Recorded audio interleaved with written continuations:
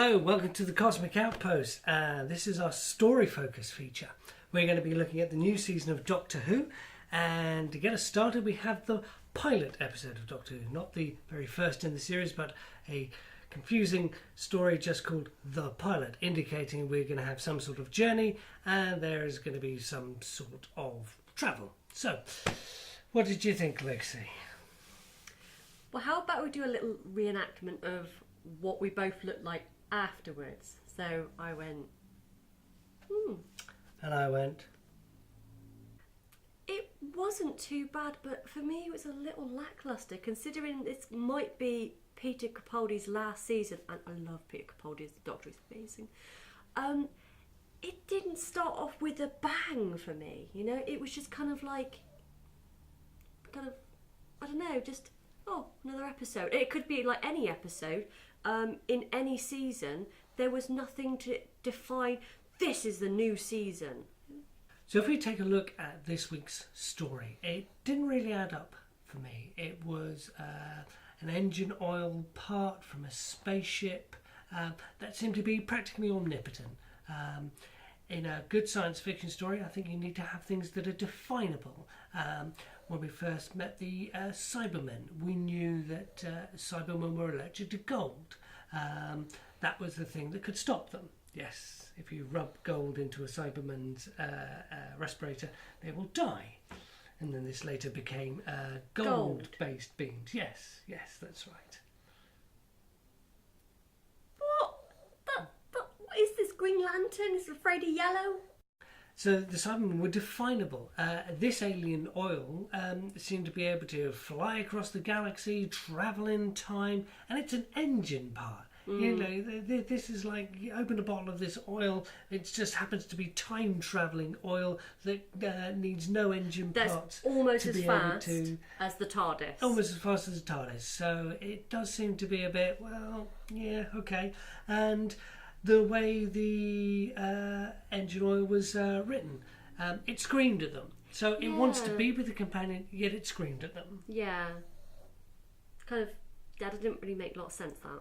No, and the Doctor didn't talk to it. You know, in all the science fiction movies, you just think, if only they'd have talked to each other, if only they'd have got on the radio. Yeah, it's a story plot though, isn't it? It's to progress the story along a bit. It is. So, you know, this scary engine oil which wanted to be with this person. Because it made a promise. Yeah. Because it made a promise. No, the conscious mind of the girl before she kind of became the oil, or she got eaten by the oil or something, I don't know. Yeah. Her last conscious thought was, I promise I won't leave. So the oil then believed it didn't want to leave the companion and it wanted the companion. But why would it scream at her? Why wouldn't it try and talk to her and try and merge with her? Try and be persuasive to have her come near it instead of screaming at her? What would that achieve? Yeah, I mean, it could be some sort of defence mechanism because she was running away, but... Yeah, but if it's supposed to be mimicking her, it wouldn't run away, it wouldn't scream. It mimics sometimes, and then it has a sentient thing of its own of, let's be scary. It's like, why? You want to be with it. You promised you wouldn't leave. Yeah. I don't get that. So the story part of the episode didn't really add up, and... You know, if you put it all together, it only lasted about 5 minutes. There was an awful lot of backstory on Bill. Which we needed. Quite nice touches. You know, Bill says, I haven't got any pictures of my mum. Doctor Who goes back in time, takes pictures of her mum. And then what? Oh! Yeah. Oh my God! Yeah. Literally just got that. I feel so stupid. I literally thought, we're going to find out that he actually picked Bill because he knew her mother and it was nothing to do with the fact that she went to his lectures. Oh, see. No, it's like a present from the Doctor. Oh, that's lovely. Yeah, it's kind of nice. So there was a few nice touches with that. So, I like that. Yeah. That's made me feel really happy. There we go. You can have some extra chips. I'll get fat.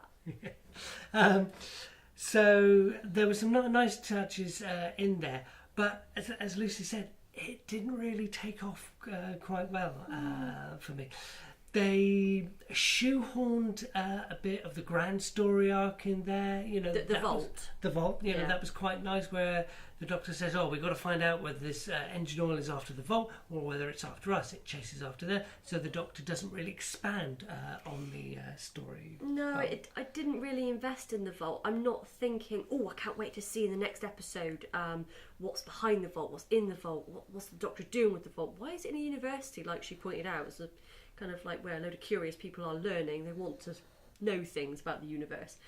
He stayed put for 50 years on a flimsy promise to somebody we don't know, and yet Bill can come along, be a little bit broken-hearted the fact that nothing happens in my life, because she's got another sob story. Fair enough, everyone's got a story, but she's got a sob story, and it makes the Doctor think, oh, you know what, I want to go and like travel the universe with another companion, possibly screw up her life, and actually unlearn all the lessons I learned from screwing up people's lives in the space it takes her to walk down the stairs out of the university. And she said, oh, what changed your mind? Oh, time's relative. No, it's not. Really, he spent 5 minutes going, oh, do I want to break that promise? Yes I do, because I'm a bad Doctor and I don't care. So at the end of the episode, we have Bill deciding whether or not she wants to go with the Doctor, and of course she wants to, but the Doctor's going to wipe her mind. What did you think of that? I thought that was her defining moment of me seeing her in the trailers going, it's a kitchen. I did not want to watch this. I was just like, no, we're going to have a really stupid companion. I don't think I've got the patience to watch this. And then just see her just emerge into this wonderful actress of emotion when, you know, she's just like, you could see her lips quivering and like the tears in her eyes. It was so good. It was so good. When she goes, just imagine if someone did this to you. When he's got his hands right next to her temple, and she closes her eyes, it's like, oh yeah. And the Doctor really, you can see his pensive face. You can really feel like, oh, I don't want to do this. You really made a good point there.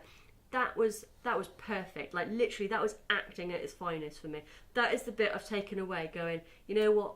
I want to watch the next episode because they can act. Well, they can act anyway. I mean, Pip Capaldi, loving him. But she can really act. Seriously, the marketing on It's a Kitchen will always be annoying for me. But the rest of her acting is really good.